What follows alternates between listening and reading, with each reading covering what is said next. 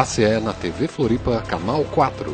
Apoio CREA, Conselho Regional de Engenharia e Agronomia, e Mútua, Caixa de Assistência dos Profissionais do CREA. Boa noite a todos. Estamos aqui mais uma vez para apresentar o programa ACE na TV Floripa, Canal 4. Programa que vai ao ar todas as terças-feiras às 21 horas, com reprise às sextas às 20 horas e aos sábados às 19h30. Você também pode assistir esse programa através da Rede Mundial dos Computadores, através do sítio www.tvfloripa.org.br. Este é um programa da Associação Catarinense de Engenheiros. É uma associação que tem como objetivos congregar, representar e defender os interesses da engenharia, estimular o desenvolvimento técnico e científico dos profissionais, integrar através de atividades culturais e sociais e esportivas o seu corpo de profissionais. Esta é a Associação Catarinense de Engenheiros. Venha para nós, se associe através do site www.ace-sc.com.br. Você tem mais acessos às nossas informações. Hoje temos aqui conosco o prazer de receber a visita do Guilherme Medeiros, diretor da SC Parcerias, e que está à frente aí de um importante desafio que nós vivemos aqui na nossa região da Grande Florianópolis, mas ele trabalha isso também em termos de Santa Catarina, que é a questão da mobilidade urbana. É um prazer tê-lo aqui, Guilherme. Primeiro, eu gostaria que você se apresentasse, dissesse qual a tua formação, apresentasse um breve currículo da tua passagem até agora, e depois nós vamos discutir um pouco mais sobre a mobilidade urbana. Fique à vontade. Bom dia, engenheiro Celso, bom dia aos telespectadores. É também um prazer a gente poder estar aqui falando um pouco da história, né, da nossa história profissional, embora uma história ainda um pouco breve, mas é um prazer de qualquer maneira a gente estar aqui para poder falar um pouco e também relatar um pouco da nossa experiência e de como a gente enxerga também algumas questões de que podem ser melhoradas aí. Bom, eu sou engenheiro civil, né, eu me formei na Unisul em Tubarão em 2002.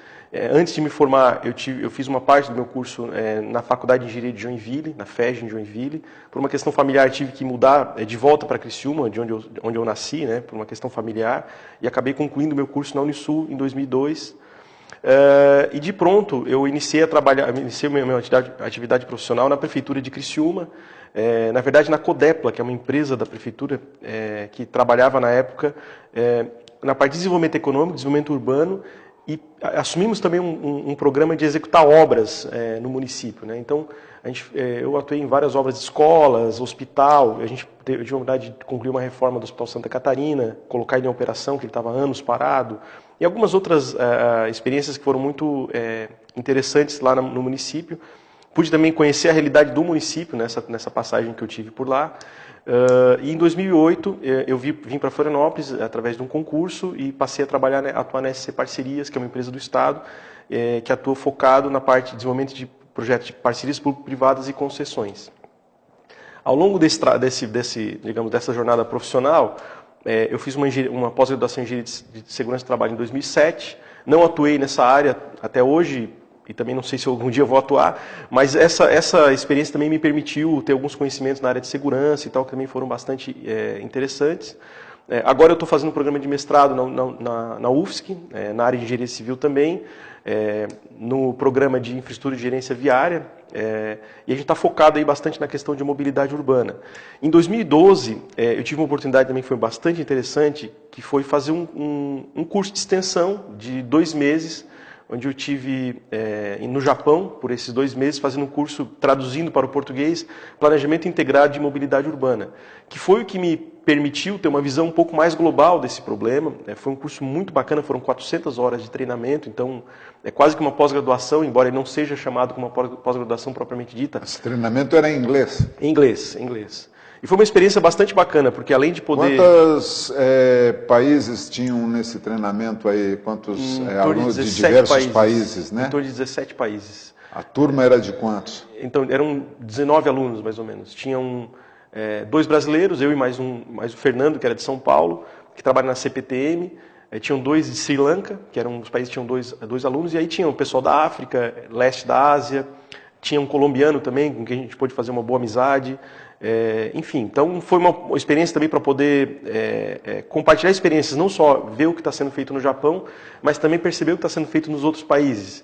E uma coisa interessante que passou a me chamar a atenção a partir daquele momento é que a gente vê que o Brasil tem, sim, um padrão de desenvolvimento considerável, um país em desenvolvimento, e nós estamos evoluindo. Mas quando a gente se compara com outros países que são muito menores economicamente do que a gente, às vezes sem conhecer esses países, a gente não acredita que eles têm um bom padrão de desenvolvimento tecnológico, e na parte de gestão de tráfego, enfim. E eu tive a oportunidade de perceber que vários países que a gente não faz nem ideia que tem algum avanço, estão na nossa frente, né? Por exemplo, tive a oportunidade de conhecer um colega que trabalha na capital da Mongólia, Ulaanbaatar, uma cidade de 2 milhões de habitantes. Eles têm um sistema de gestão de tráfego lá de primeiríssimo mundo, né, de primeiríssima categoria. Formação importante. E tem profissionais formados, enfim, tem uma gestão sobre a cidade que é mais avançada do que a nossa. E a Mongólia é um país que, se a gente compara apenas números, né, apenas a distância, é um país que está muito menos desenvolvido do que o Brasil. E, de fato, é um país muito mais pobre do que o Brasil, mas tem um sistema de gestão urbana, gestão de tráfego, gestão da questão de mobilidade, que está se assemelhando aos países desenvolvidos. E isso não é só o caso da Mongólia, tem vários outros países que estão com esse desenvolvimento. Isso me chamou a atenção. Porque a gente, quando compara com o Japão, Alemanha, enfim, Itália e França, que são países desenvolvidos, é muito difícil a gente conseguir ter patamares de comparação, porque o PIB per capita deles é na faixa de 40 mil dólares, enquanto o nosso é 10 mil dólares por habitante, né? Nós estamos aqui com a presença do Guilherme Medeiros, engenheiro civil, que é diretor da SC Parcerias, e que vem mostrar para nós aí durante, por exemplo, ele formou-se em 2002, até 2014, aí 12 anos de formado, e nesse meio ele foi se especializando e entrou agora de cabeça mesmo, podemos dizer, na área de mobilidade urbana, e vai se desenvolver a sua vida daqui para frente, a tendência é nessa área de mobilidade urbana, né? E dentro da SC Parcerias, surge, então, um primeiro trabalho que está sendo destacado aqui na cidade, que é o Planos. Hoje, o conceito de mobilidade urbana tem mudado bastante, né? A mobilidade urbana, a gente não está falando só em veículos, a gente está falando em transformar uma cidade para as pessoas. Então, o importante é que isso seja desenvolvido, e o primeiro trabalho a ser feito ali pela sua diretoria é esse Planos que está em colocação. Você podia descrever um pouco o que é esse Planos, o que ele faz, qual o resultado que ele vai ter, quanto tempo nós vamos levar para ter esse resultado? Bom, o Planos na verdade, é um plano de mobilidade metropolitano, né, denominado Plano de Mobilidade Urbana Sustentável da Grande Florianópolis. E a questão do sustentável é exatamente para a gente buscar priorizar os modos sustentáveis, ou seja, melhorar o nosso transporte público e melhorar também as condições de deslocamento por ciclistas, pedestres, né? E também a gente tratar a questão da mobilidade não apenas focando no sistema de mobilidade, não apenas, mesmo considerando os modos não motorizados, a gente precisa também olhar, né, ter um olhar para a questão da organização do espaço da cidade como um todo, né? A gente observa que ao longo do tempo as cidades vão se espalhando, isso não é uma característica só apenas da Grande Florianópolis, mas é um problema até global. Nos Estados Unidos isso é muito sentido, porque é um país que também depende muito do automóvel, a mobilidade ao longo das últimas décadas, assim, tanto nos Estados Unidos quanto no Brasil, se baseou, digamos, preferencialmente no automóvel durante esse tempo.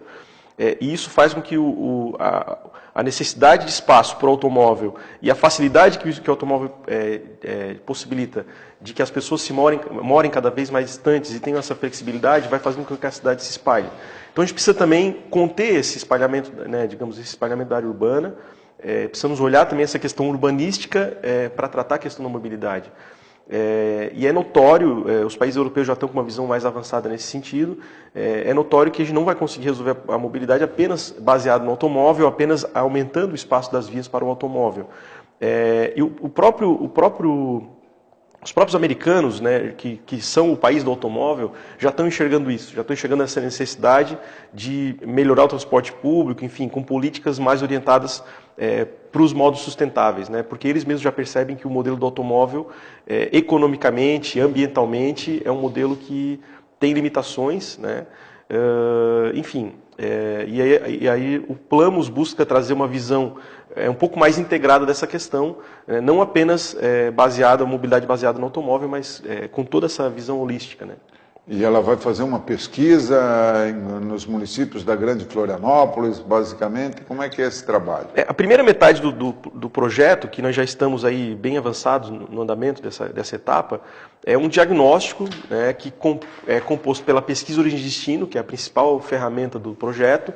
Nós estamos atualizando a nossa pesquisa origem e destino, que a única que foi feita aqui na Grande Florianópolis foi em 78 e não abrangia todos os municípios que já estão tendo problema hoje. Por exemplo, era apenas Florianópolis, São José e Palhoça. Então a gente hoje está buscando atender aos 13 municípios da região que está ligada à SDR. Tem alguns municípios já, por exemplo, Biguaçu, o município já tem uma dimensão considerável e precisa também ser avaliado. Vai desde Angelina até Biguaçu, até Antônio Carlos. Exatamente, Angelina, Antônio Carlos, Celso Ramos, Anitápolis, São Bonifácio, esses são os municípios limítrofes, né? Palhoça, São Pedro de Alcântara. São Pedro de Alcântara, que está no meio também. São José, Palhoça. São José, Palhoça. Santo Amaro. E junto com a pesquisa origem domiciliar, está sendo feita uma campanha de contagem de tráfego, são em torno de 60 pontos de contagem. Está sendo feito um levantamento do sistema de ônibus, né, que a gente chama de pesquisa sobe e desce, que é para identificar os principais pontos de atração de viagens de ônibus, e também um levantamento do sistema cicloviário e da qualidade de calçadas e tudo mais, que é a infraestrutura para o pedestre. Então o projeto vai contemplar, no final, um plano para a reestruturação do sistema de transporte coletivo em nível metropolitano, que a gente considera que essa é a principal, o produto do projeto vai ser esse, mas também vai ser apresentado um plano cicloviário, né, um plano cicloviário metropolitano, algumas proposições de melhoria do sistema de calçadas em algumas regiões da cidade, até para a gente ter algumas referências e isso depois poder ser ampliado. Guilherme, este projeto, esse trabalho está sendo financiado pelo BNDES, Exato. Certo? E ele tem uma etapa e prazos para serem cumpridos. Quando é que nós vamos ter esses estudos prontos? Então, nós iniciamos em janeiro o projeto e vamos até janeiro de 2015. Começamos em janeiro de 2014, vamos até janeiro de 2015. Né? Claro que antes do trabalho 100% concluído, já vamos ter alguns resultados parciais. Na verdade, os resultados do diagnóstico já estão surgindo. O consórcio que está elaborando o estudo, que foi contratado pelo BNDES, com uma gestão compartilhada entre prefeituras e Estado, ele já está nos apresentando alguns produtos, nós estamos revisando esses produtos e foi criado um comitê técnico com prefeituras e tal, para também participar da revisão desses produtos. E isso vai ser publicado em breve, nós já vamos começar a divulgar, a publicar alguns desses resultados, até para que a sociedade, as entidades, né, inclusive a própria ACE e os associados da ACE e das demais entidades também representativas, possam assimilar esse trabalho, as prefeituras possam assimilar esse trabalho, mesmo que parcialmente, para que a gente possa já conseguir traçar algumas diretrizes, alguns objetivos, no sentido de a gente ter resultados práticos, né, resultados efetivos e práticos. Então, o resultado final é até janeiro, mas antes disso a gente já vai ter alguns indicativos. Né? É importante que então a gente tenha uma perspectiva de ter o trabalho concluído aí em janeiro de 2015 e que isso vá buscar e trazer subsídios para um correto planejamento, porque a gente já viu tanta coisa ser falada sem planejamento quando se discute mobilidade urbana da região da Grande Florianópolis, que nós já teríamos tantas obras sendo executadas, como já teríamos um VLT passando pela ponte Hercílio Luz, já teríamos transporte aquaviário por toda a Grande Florianópolis, e já teríamos BRTs e diversas outras ações que não saíram do papel e que estão em discussão há mais de 10 anos. Então, primeiro, tem que ter um grande planejamento e resultados que possam trazer condições, porque as nossas condições geográficas são totalmente diferentes de tudo que tem por aí. Então, tem que se resolver a questão da Grande Florianópolis com estudos para a Grande Florianópolis. Nós vamos a um breve intervalo e voltaremos em seguida discutindo um pouco essas questões de obras para a Grande Florianópolis, para a ilha de Santa Catarina. Viabilidade de teleféricos, viabilidade de BRT, viabilidade de VLT, custo de um, custo de outro. Até daqui a pouco. ACE na TV Floripa, Canal 4. Apoio CREA, Conselho Regional de Engenharia e Agronomia, e Mutuar, Caixa de Assistência dos Profissionais do CREA. Em todos os lugares onde houver uma atividade que exija conhecimento e responsabilidade, tem o trabalho de um profissional do CREA. É ele que garante a segurança e a confiabilidade de projetos, obras e serviços essenciais para toda a nossa sociedade. Onde tem a marca do CREA, tem a marca da responsabilidade. CREA Santa Catarina, 55 anos. O governo do estado de Santa Catarina está desenvolvendo o PLAMOS, Plano de Mobilidade Urbana Sustentável da Grande Florianópolis. Sua participação é fundamental para melhorar as condições de deslocamento e definir as prioridades de investimento em mobilidade e transporte urbano. Pesquisadores vão realizar entrevistas na sua cidade para entender como você se movimenta no seu dia a dia. Participe! ACE na TV Floripa, Canal 4. Apoio CREA, Conselho Regional de Engenharia e Agronomia, e Mutuar, Caixa de Assistência dos Profissionais do CREA. Estamos de volta com o programa ACE na TV Floripa, Canal 4. Este é um programa da Associação Catarinense de Engenheiros, com apoio da Mutua, Caixa de Assistência dos Profissionais do Conselho Federal de Engenharia e Agronomia, e do Conselho Regional de Engenharia e Agronomia de Santa Catarina, o nosso CREA, que busca a valorização profissional e o combate ao exercício ilegal das nossas profissões. Hoje temos o prazer de ter aqui conosco Guilherme Medeiros, coordenador do PLAMOS, que é o Plano de Mobilidade Urbana Sustentável da Grande Florianópolis, que está em execução agora através de recursos que são do BNDES e que vão nos permitir conhecer bastante os problemas de origem e de destino dos problemas de mobilidade urbana. Essa questão da mobilidade urbana está sendo muito discutida já há anos, vem sendo trazido diversas soluções, mas nenhuma implantada. Soluções são apresentadas que isso vai resolver o problema, aquilo vai resolver o problema, e nada se executa. E o grande problema é que nós estamos numa ilha, uma geografia totalmente desfavorável aí para grandes avenidas, alargamentos, recursos são bastante difíceis, nosso clima, nosso vento também são desfavoráveis para outras alternativas, e eu acredito que quando a gente está fazendo esses trabalhos e esse planejamento, nós temos que fazer para o momento das piores situações. Qual seria o momento da pior situação que a gente vive em Florianópolis? Quando que nós temos um maior congestionamento? Nós temos um maior congestionamento no dia de chuva, no dia de vento sul. Então, é difícil, nós precisamos arrumar a solução para esta situação. Quando nós tivermos essa situação, nós estaremos resolvendo a situação dos outros dias que são normais. Se nós resolvermos, então, no caos, o caos é quando chove, é quando está a pior situação. Então, nós temos aí falado sobre VLT e sobre BRT. Como você vê isso e as condições, principalmente, de acesso aos BRTs, porque teriam que ter vias largas, nós não temos isso de mobilidade no interior da ilha, e também o problema do VLT. E uma comparação entre VLT e BRT, na parte econômica, desde a sua implantação, depois até o seu custo, o seu recurso subsidiado, porque hoje a gente vê muito na Europa VLT, mas também sabemos que com muitos recursos subsidiados. Não, muito boa essa questão, engenheiro Celso. Inclusive, a gente está fazendo exatamente essa avaliação no diagnóstico do projeto para que a gente possa propor aí os modais, enfim, integrados com o que a gente já tem, que sejam mais eficientes, né? Funcionalmente, na cidade, o BRT e o VLT são equivalentes em termos de capacidade, em termos de volume de passageiros transportados por um determinado trecho.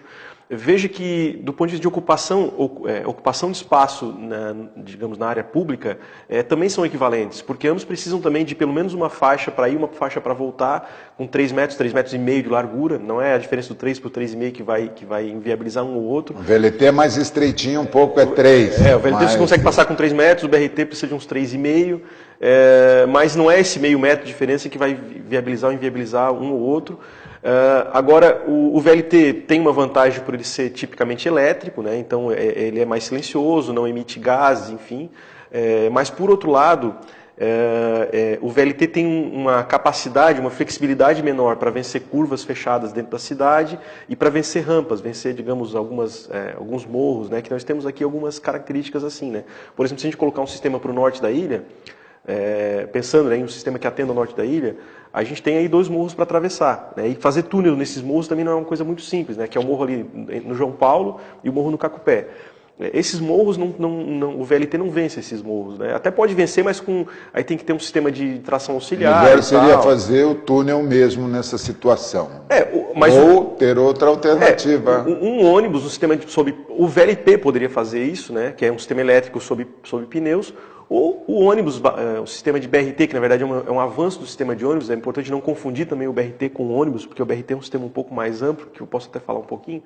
Mas nesses morros, nessas áreas, um BRT conseguiria vencer essas áreas. Então, alargando apenas aquelas vias, porque ali também já tem um estrangulamento, exatamente por ser morro, né?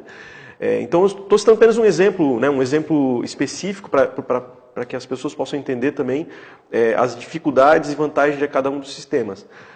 Agora, o BRT geralmente é a diesel, a biodiesel, temos alguns sistemas a gás natural também já sendo implantados no mundo, e alguns fabricantes já estão começando a ir para o sistema híbrido, como tem também os automóveis híbridos. E sistemas híbridos eles consomem menos combustível e poluem 50% menos. E tem uma outra característica do sistema híbrido que é bastante interessante. Isso estamos falando de ônibus, né? BRT ou sistema de ônibus, ou sistema de ônibus híbridos.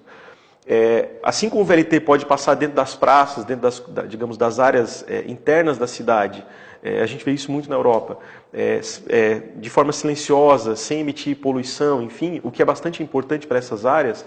O sistema híbrido, quando ele é agregado com o sistema de baterias, também permite que o ônibus rode nessas áreas apenas com a tração elétrica, apenas com a bateria. Então isso acaba equiparando, de certa maneira, o sistema de BRT ao sistema de VLT, que tem algumas características. Então, é uma escolha, digamos, que tem que ser discutida. A gente está avaliando isso no âmbito do estudo.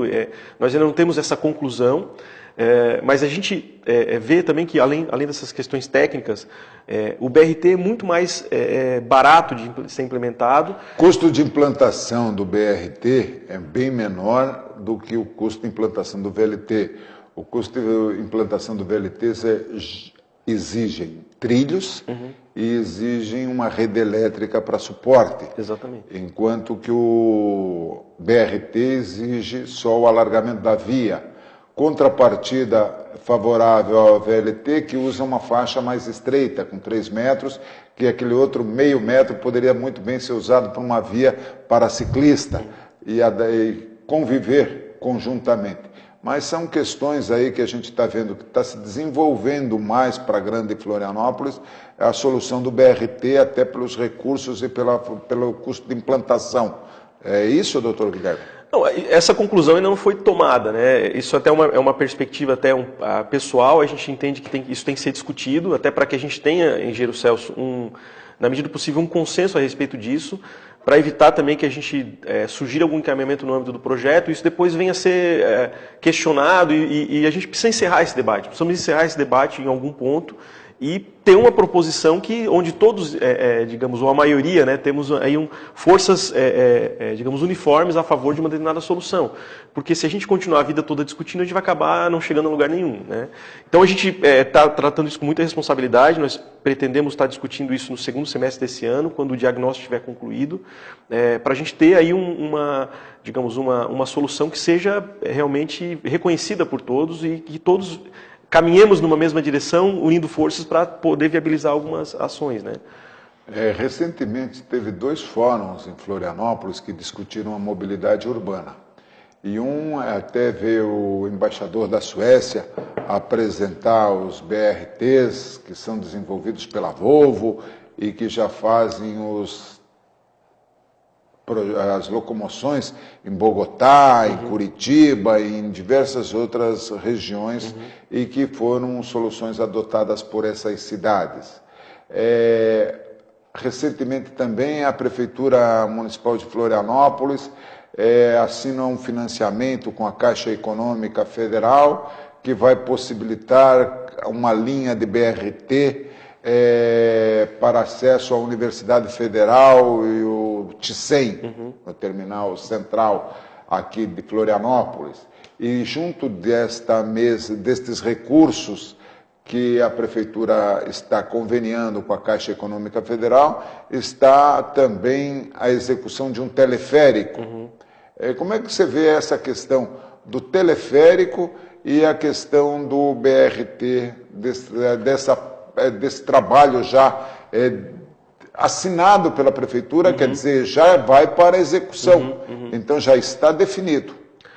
Por parte da Prefeitura de Florianópolis, aparentemente sim, né?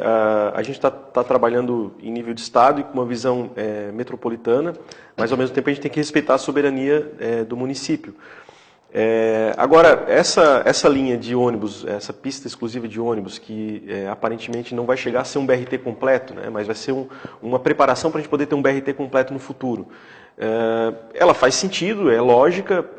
Na beira-mar a gente vai ter talvez um sacrifício de algum espaço para os automóveis, mas isso é assim mesmo, e qualquer sistema que a gente vai colocar em terra, seja um BRT ou um VLT, como a gente estava discutindo antes, vai acabar tomando esse espaço.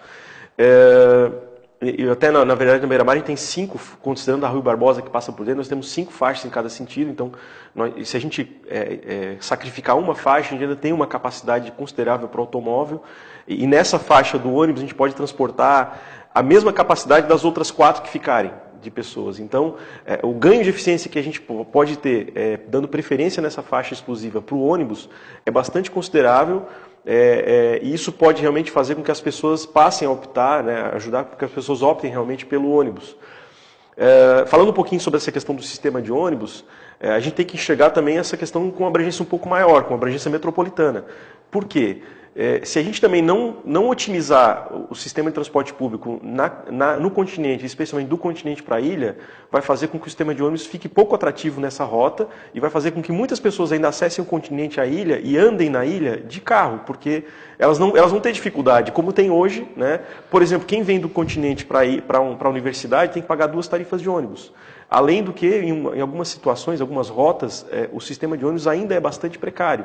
Então a gente precisa ter essa visão um pouco mais ampla para ajudar a resolver o próprio problema de Florianópolis. Essa visão, Guilherme, me permita dizer que há já as integrações e possibilidade de troca de ônibus aqui do continente para a universidade, com 2 ônibus, pagando uma tarifa. Já existe essa possibilidade. Mas o que não existe, e aí que tem que se estudar bastante, e são soluções muito fáceis, eu acredito. Realmente, a primeira solução é colocar muito mais ônibus. Porque o que acontece é o seguinte, se nós partirmos para o BRT puro, não resolve o problema pelo seguinte... eu tenho acompanhado em algumas oportunidades o BRT que está fazendo a linha da Palhoça. E muitas oportunidades ele vai muito vazio. Então, quer dizer, já há um investimento que não tem o retorno esperado pela quantidade de pessoas que está usando. Então, ele só seria viável nas horas de pico. Fora das horas de pico, tem que botar o ônibus menor, um custo menor para trafegar. Mas, isso tem acontecido bastante. Então, a nossa característica aqui é só o horário de pico. O nosso problema maior é o horário de pico. Então, bastante ônibus, quer dizer, até para resolver o problema dos cobradores é treinar os cobradores para serem motoristas, porque já aconteceu muitos saírem de cobradores e serem motoristas, ou quem não puder ou não tiver capaz para dirigir um ônibus, ser adaptado em outras funções, porque realmente a profissão cobrador não existe mais, já foi há muito tempo abolida. Então eles precisam mudar, não adianta querer fazer greve para manter emprego de cobrador, porque cobrador não vai ter mais esse emprego. Não, engenheiro Celso, eu concordo, mas só um ponto importante até para esclarecer uma questão de conceito. Na verdade, nós não temos BRT na Grande Florianópolis. O que a gente tem no continente são ônibus articulados, ou seja, eles reestruturaram o sistema ao longo do tempo para, ao invés de virem com ônibus menores, virem com ônibus articulados até Florianópolis. Então, embora esse ônibus, inclusive, o nome comercial dele seja o BRT Viale, até de um fabricante que é do Rio Grande do Sul, esse ônibus não chega a ser um BRT.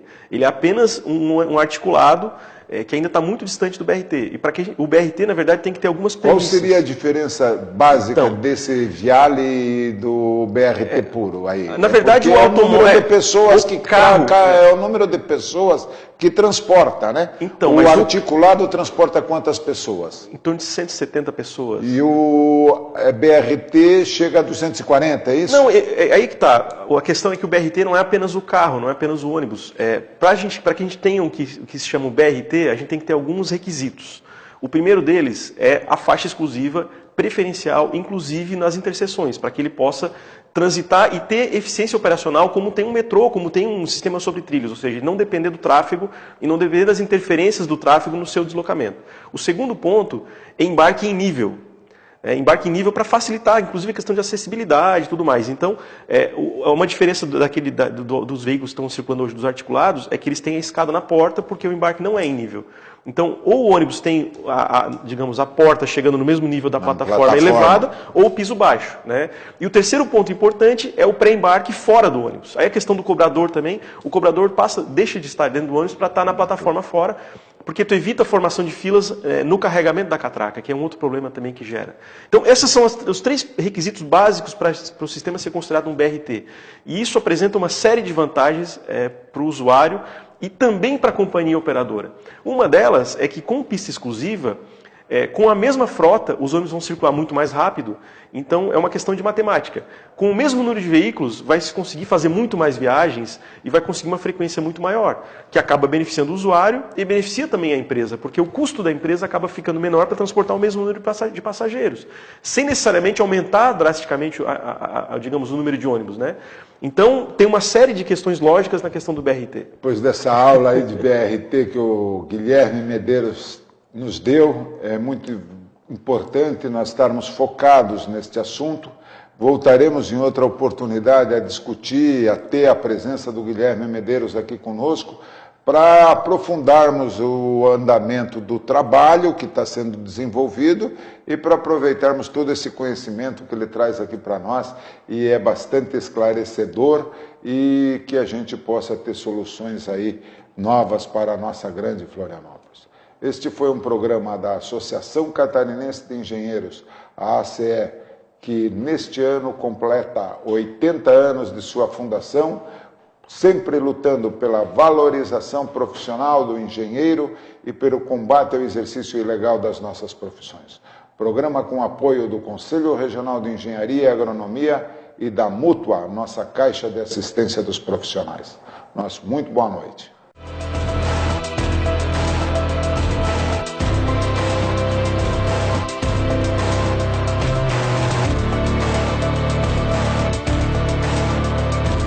ACE na TV Floripa, Canal 4. Apoio CREA, Conselho Regional de Engenharia e Agronomia, e Mútua, Caixa de Assistência dos Profissionais do CREA.